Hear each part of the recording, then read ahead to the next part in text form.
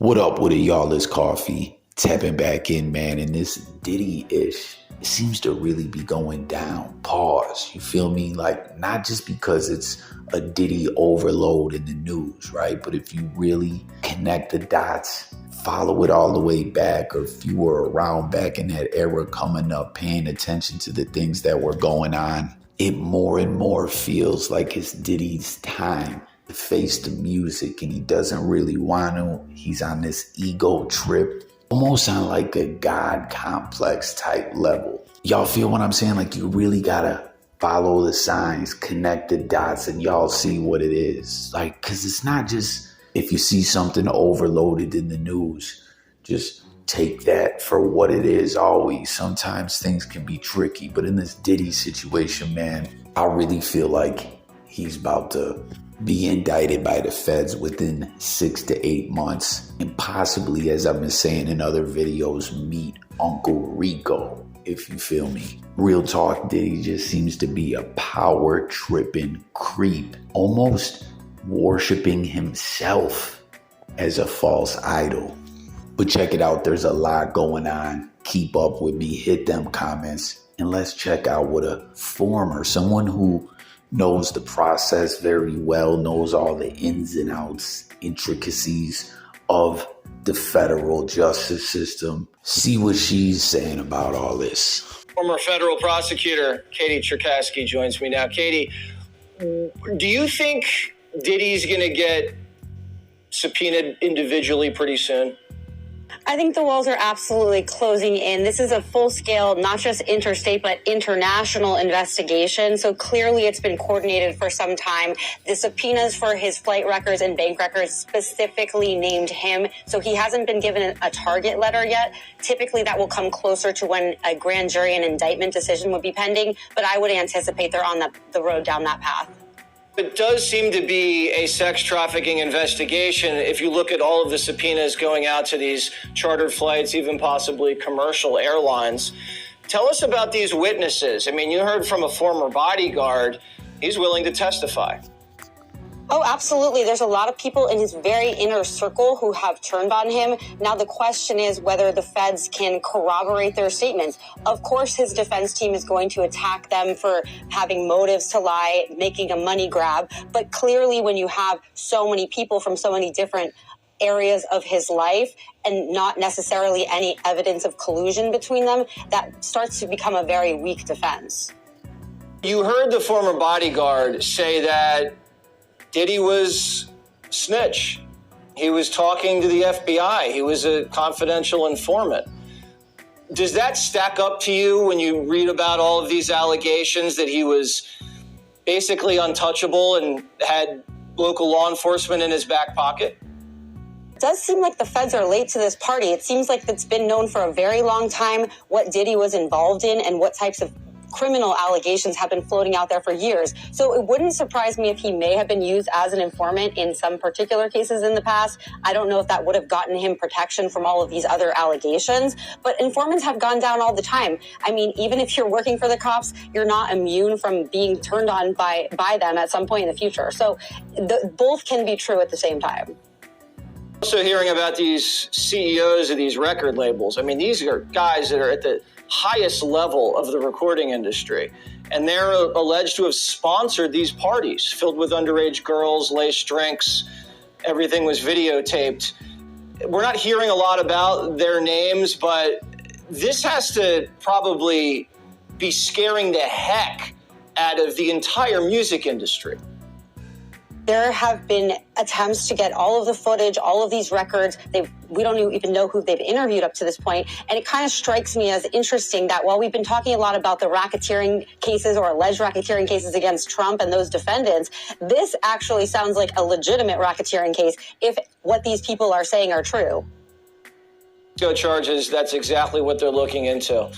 All right, it's going to be crazy next week, Katie. Thanks so much for joining us. Have a great weekend. All right, so that's a former federal prosecutor right there, and you heard everything she was talking about.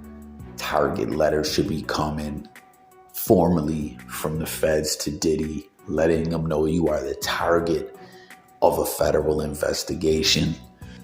which obviously Diddy knows this. They raided his home and everything, but we're just talking about formerly the process. And, indictment could very well be on the horizon. And like I was saying, man, we've seen, as I pointed out in a previous blog, what different individuals were talking about. It's not nothing that, as I was saying, if you've been around, you lived through it all, you saw the different things that was going on with Diddy. And even if you go back before Bad Boy Records, how Diddy got on himself, there's a lot of creepy type ish with it all, man. But you see a lot of what the feds took, and I think a lot of us kind of knew this already, right? Was all electronics, all devices. They took his surveillance footage, which is very key very often in putting a lot of investigations together. That's a fact, Jack. They took all his logs and they're just trying to piece everything together. I mean, this is a game of chess that I don't think Diddy can win. Not very many people go to war with the feds and win. And we do know, once again, that his holster is what I'm calling him. The feds are calling him a drug mule because that's the way the federal government looks at things. They have different terminology and they can make things sound even worse than they are in a lot of situations. But people, with Diddy, things are bad and have seemed to be bad, but I'm just saying the linguistics with it all is a part of the whole feds get down. But that dude, what was his name? Brendan Paul or whatever, close confidant of Diddy. I don't know how long he's been rocking with Diddy. And that's something else we're going to get to in this video. Diddy seems to like to keep young boys around, right? And we're going to talk about it. It's not just something I'm repeating because I heard you smell me. That's a big part of what I'm trying to get at in this video. Is so often with the news and what a lot of situations, there's different things that can happen where you might just see something a lot and then people just start to let that seep into their brain that that's just what a situation is, right? But you got to really pay attention, do digging for yourself and break it all down and bust it all down, because not everything that we always just see on a level of high frequency always means that it's exactly the way it's trying to be presented to us, But with this Diddy ish, it seems that a lot of the narratives with him all these years have been actual, factual. But, there's theories on why he's been getting away with it all, right? As you hear of him being referenced as almost like the Teflon Don, and this former hip hop police officer, detective, now he's like a private eye. He's flat out saying, word has been out for Diddy for a long time. The hip hop police were on him. Even though they're not a part of the feds themselves, they work in conjunction with the feds. And he's saying that there is a snitch within Diddy's camp. There is someone giving information on him. And that's the way things go when it comes to information, almost like a double spy type thing. People have their different deals with the feds and with other law enforcement entities. And that's what's being alluded to about all this with Diddy, that he himself, seeming bulletproof, like he's the Teflon Don, may have very well been on some Whitey Bulger type ish. And that's why he feared no one and didn't fear the feds, and possibly a big part of him developing this God complex, like no one can fuck with me, I'll just do whatever. You know what I mean? But we saw with Whitey Bulger, that only went for so far.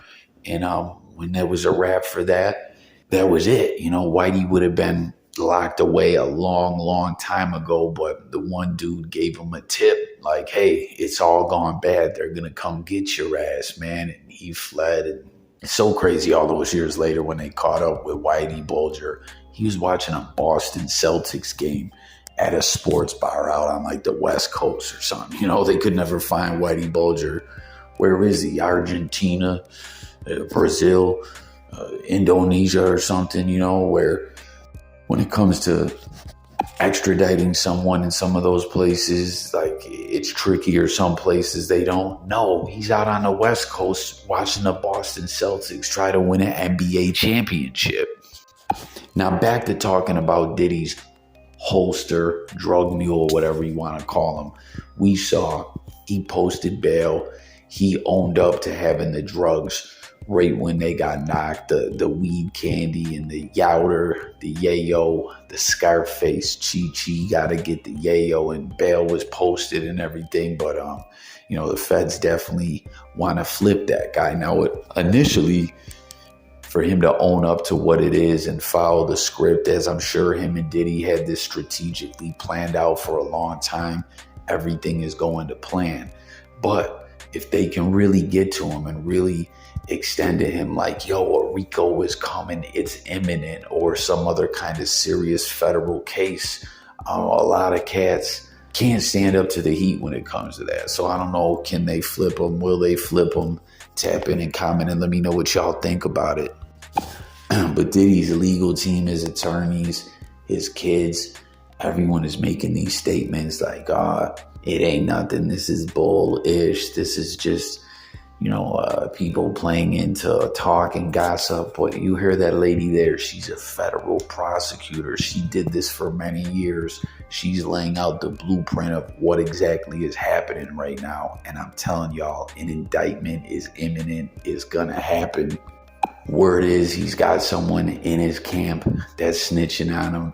And, you've heard the rumors that Diddy was on that Whitey Bulger type vibes, working with the feds, but his time is up on that and he isn't untouchable anymore. Now, something else you want to pay attention to now from this point on is people that used to fuck with Diddy.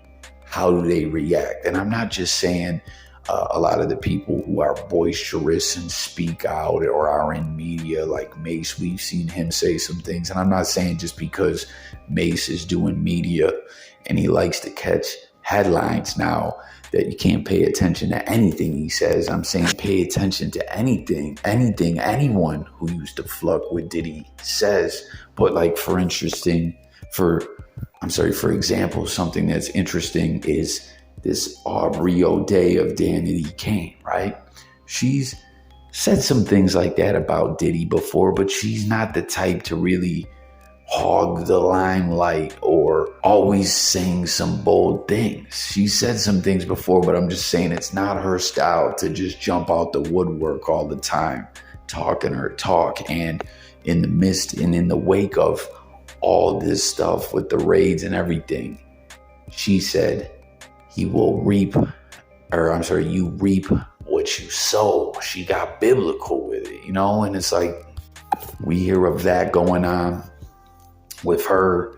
Reportedly, there's a former security guard that's willing to testify. I'm sure the feds have already met up with him. I don't know if it's Gene Deal or there's another individual we saw who did security for Diddy before, who's been speaking out about some things.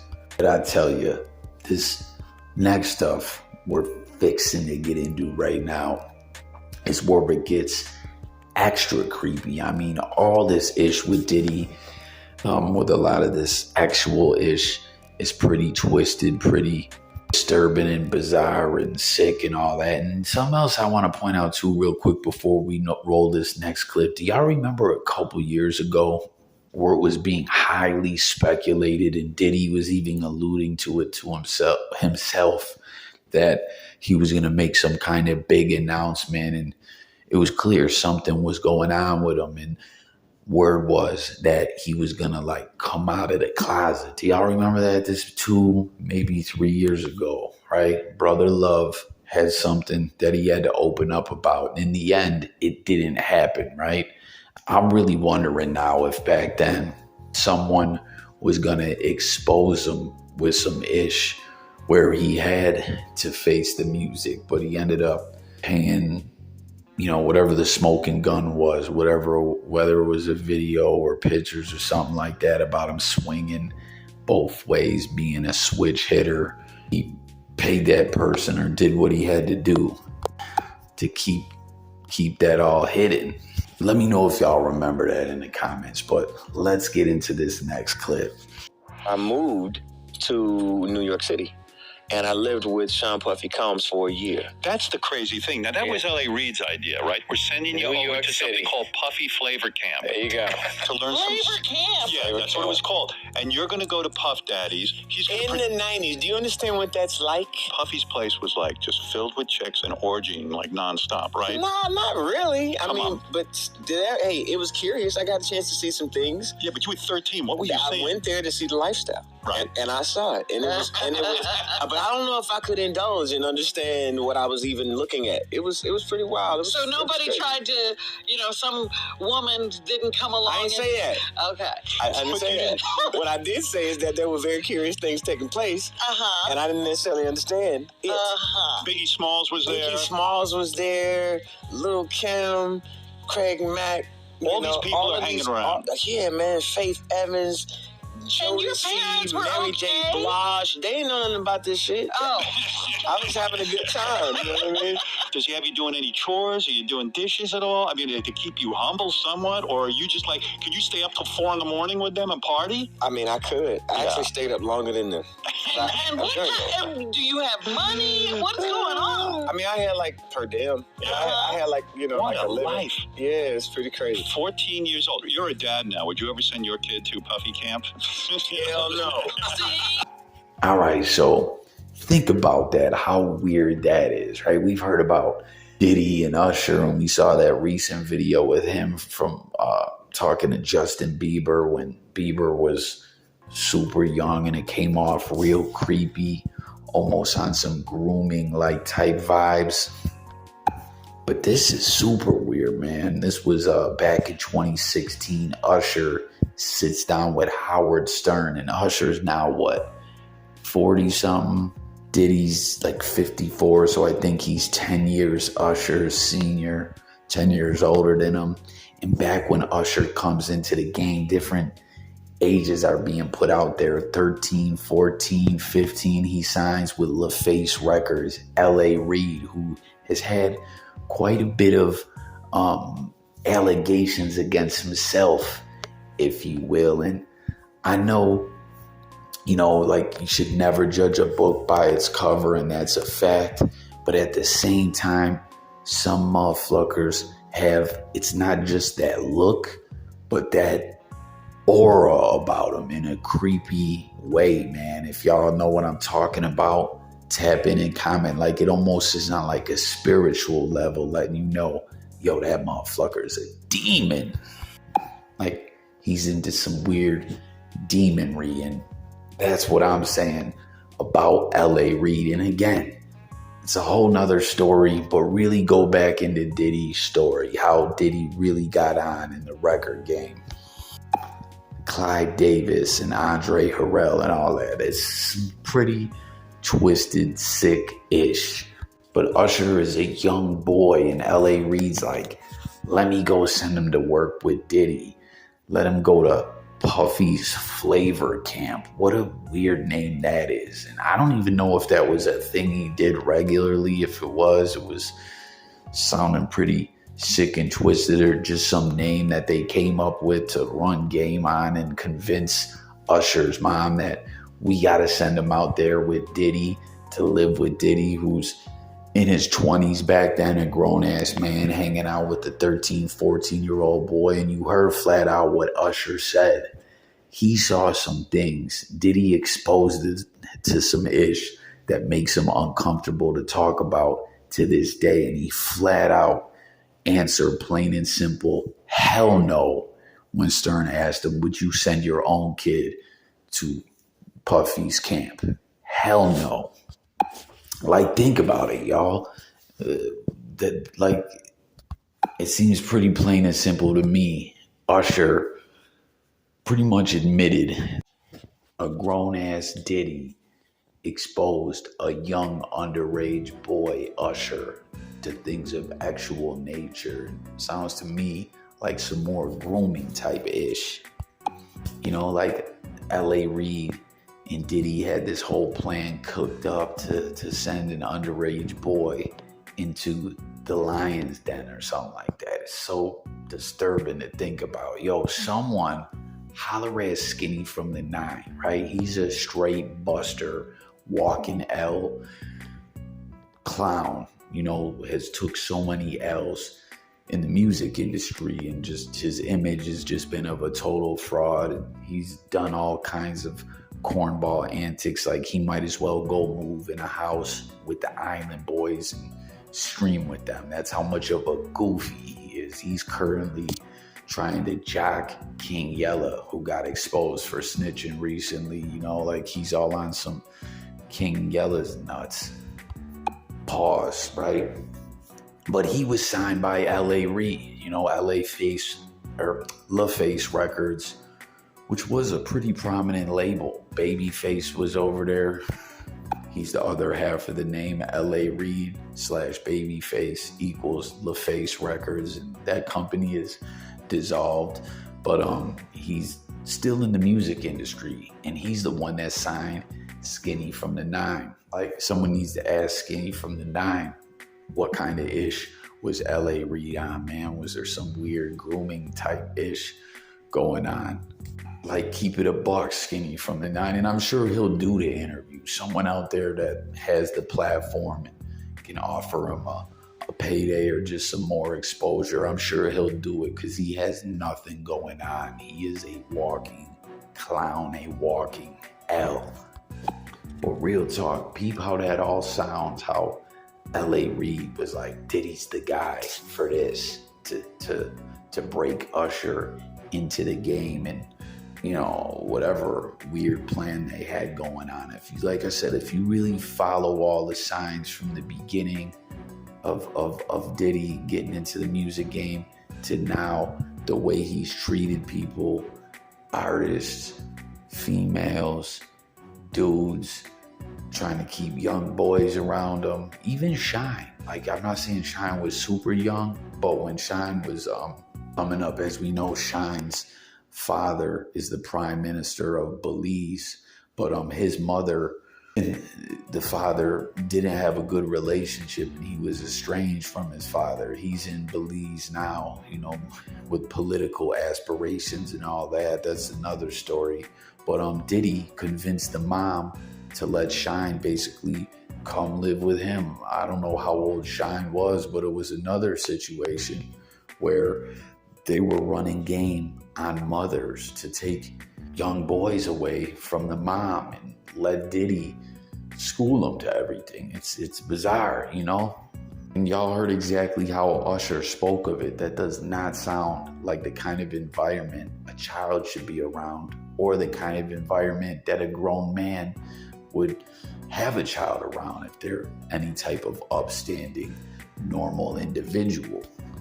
And we all know the way it went when Ish jumped off in the club, Shine bust his gun, and Diddy got the attorneys, ended up stop paying for the attorney for Shine, and Diddy did what he had to do to get out of this situation. Even his legal strategy hurt his co-defendant Shine, and he left them in the dust to go do them 9-10 jump offs and then get deported when he got out. So Diddy ended up producing Usher's first album that was just self-titled Usher, that really didn't do that much. I remember when I was coming up back in the day, like I'm talking about when I was younger, watching Nickelodeon, Usher performed on all that, but he didn't really come up and become anything like the artist he is today. You know what I'm saying? With all the accolades and achievements in the game, until the second album, where Jermaine Dupri took him under the wing, and he executive produced that one, My Way, which obviously had You Make Me Wanna, Nice and Slow, the self-titled track My Way and all that. That was Jermaine Dupri. Under Diddy, that executive produced album really didn't chart well like that or do much. And I know some of y'all are probably like, Jermaine Dupri, he worked with Criss Cross, Bow Wow, Da Brat, someone else who kept younger individuals around him. What's the deal with him, Coffee? Is he on some wicked-ish as well? I don't know. That's another story we'll have to get into. But for there, that's gonna pretty much do it for this one. I just thought that was so weird. This clip going on around the blogosphere with Usher back from 2016. You know what I'm saying? At that time, people heard it and it probably turned some heads like, wait, what did he say? But now, in full context with everything else going on, you can really take it all for what it is. So jump in the comments. Let's talk about this all. That indictment is coming. Y'all heard the prosecutor. Will it be a RICO case? I think it very well may be. Who's the snitch within Diddy's camp? Will they flip his holster? And was Diddy on some Whitey Bulger-ish? Is that how we got that ego-tripping God complex because he felt like the Teflon Don that was telling on the low? Let's talk about it all in the comments. Sub up to the channel, hit that like for me, and stay tuned for updates. It's Coffee, and I'm gone.